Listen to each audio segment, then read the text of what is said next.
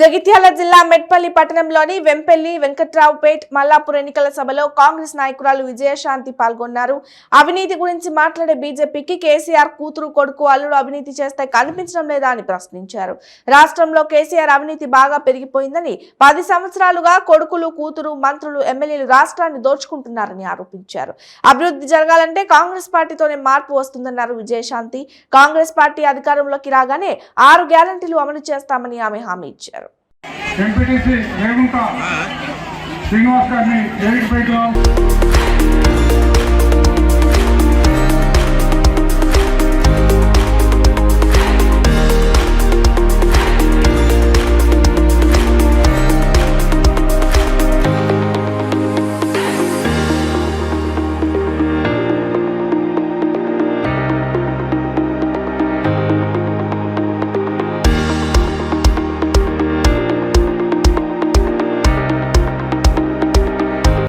చూస్తున్నారు. కేసీఆర్ ఏదో మూల నుంచి వస్తారు మోసం చేయడానికి, దెబ్బ కొట్టడానికి. కానీ ఈసారి కాంగ్రెస్ కార్యకర్తలు కావచ్చు, నాయకులు కావచ్చు, అందరూ ఒక టీం వర్క్ గా ఒకటైపోయి కేసీఆర్ మిమ్మల్ని దింపుతామని శపథం చేస్తుంది కాంగ్రెస్. జరుగుతుందని అది ఇవాళ సిచ్యువేషన్. అంతేకాదు, ఇవాళ ఒక వేవ్ అనేది వచ్చిందండి. మధ్యాహ్నం నుంచి నేను వస్తుంటే అడుగడుగున ఆపుతున్నారు జనాలు. అక్క వచ్చేస్తుంది. ఎక్కడ చూస్తున్నా నేనే షాక్ అయ్యాను నేను. సో ఏదో మంచి జరగబోతుంది అంటే 10 ఏళ్ళు ఒక రాక్షస పరిపాలనకి చరమగీత పాడబోతుందేమో ప్రకృతి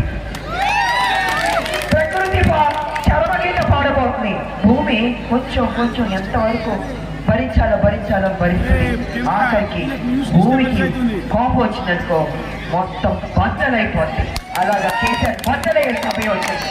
వాళ్ళ నోటంటే చెప్పుకుంటున్నారు, అవును నన్ను ఓడిపోతే ఇంట్లో కూర్చుంటాను అంటే మీ నోటమ్మట చెడ్డ మాటలు, ఓడిపోతా అన్న మాటలు మీ నోటంటే వస్తుంది. మేమేం చెప్పలేదు కదా, మీరే ముందే ఒప్పేసుకున్నారు. ఎస్, కాంగ్రెస్ ముందు మేము ఓడిపోయాము, సరెండర్ అయిపోయామని చెప్పుకుంటున్నారు కొడుకు కూతురు అందరూ. అది కాంగ్రెస్. నేను కాంగ్రెస్ నుంచి ఇవాళ ఎక్స్పెక్ట్ చేసేది అద్భుతమైన పరిపాలన వస్తుంది, ఒక మంచి పరిపాలన వస్తుంది. ప్రజలకు ఏ వాగ్దానాలు చేస్తున్నారు ఇప్పుడు 6 గ్యారెంటీలు కావచ్చు, మేనిఫెస్టోలో కావచ్చు, ఇలాగ అన్ని ప్రజలకు ఉపయోగపడేది. సోనియా గాంధీ గారు, రాహుల్ గాంధీ గారు కూర్చొని మేనిఫెస్టో 6 గ్యారెంటీలు తయారు చేశారు. కానీ మనం ఆ కాంగ్రెస్ని ఓడగొట్టాం. 14 ఓడగొట్టాం, 18 ఓడగొట్టాం. ఎవరు గెలిపించారంటే కేసీఆర్ అన్న దుర్మార్గుడు గెలిపించి మీరు నష్టపోయారు, కేసీఆర్ నష్టపోలేదు. మీరు బాధలు పడ్డారు, కేసీఆర్ బాధపడలేదు. ఎందుకంటే కేసీఆర్కి ఎప్పుడు మీ మీద ప్రేమ లేదు. మిమ్మల్ని అడ్డు పెట్టుకుని సంపాదించుకోవడానికే ఉన్నారు తప్ప మిమ్మల్ని చిన్న చూపు అంటరాని ప్రజల్లా చూస్తారు కేసీఆర్. అలాంటి అంటరానితనంగా చూస్తున్న కేసీఆర్ని మీరు దూరం పెట్టాలి, తరిమి కొట్టాలి. ఓటు అన్నది కాంగ్రెస్ వేయాలి, గెలిపించుకోవాలి. ఇది మీరు చేయాల్సిన పని. ఇది మీ తెలివితేటలు ప్రూవ్ చేసుకోవాలి. ఈసారి కాంగ్రెస్ సోనియామ్మ మనకి ఇచ్చింది, ఆ సోనియా గాంధీ గారికి మనం రుణం తీర్చుకుందాం. తెలంగాణలో కాంగ్రెస్ తెచ్చుకుందాం. ఇది నేను మీకు చెప్పదలుచుకుంది. అందుకే ప్రజలారా, ఇంకా 3 రోజులే ఉంది. ఈ 3 రోజులు ఎంతో అప్రమత్తంగా ఉంది. కేసీఆర్ డబ్బు ఇస్తుంటాడు, మందు ఇస్తుంటాడు, మిమ్మల్ని పడుకోబెడతారు. నా మొబైల్ మీద డౌట్, మీ మొబైల్ మీద డౌట్, ఎందుకంటే తాగి పడుకుంటారు కాబట్టి. ఆడవాళ్ళు అంటే మాట ఇస్తే కష్టపడరు, రాములక్క టైప్ వాళ్ళందరూ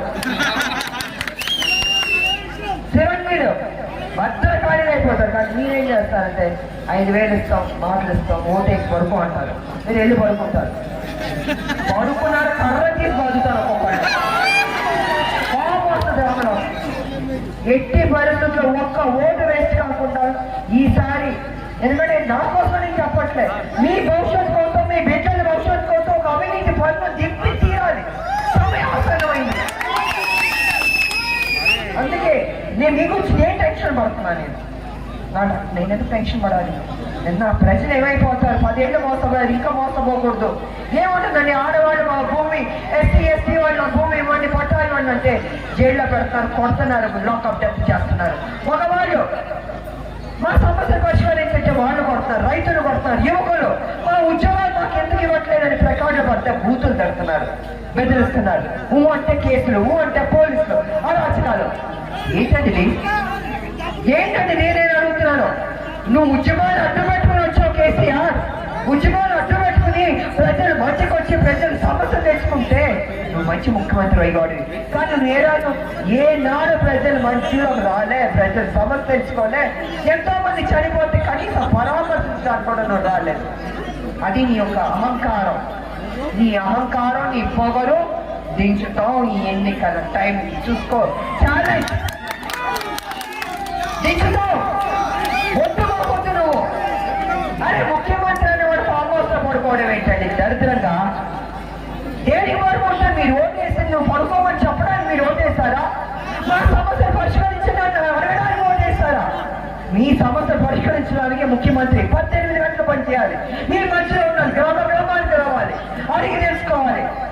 కానీ ఏనాడు అడగలేదు, ఏనాడు ప్రజల మధ్యలోకి రాలేదు, సమస్యలు తెలుసుకోలేదు. కూర్చున్నాడు, లక్షల కోట్లు తిన్నాడు. లక్ష లేని వాడికి లక్షల కోట్లు ఎలా వచ్చింది? మీరు 2 సార్లు ఓట్లు వేయడం వల్ల అతను కోటీశ్వరుడయ్యాడు. మిమ్మల్ని బిచ్చగాడిని చేశారు కేసీఆర్.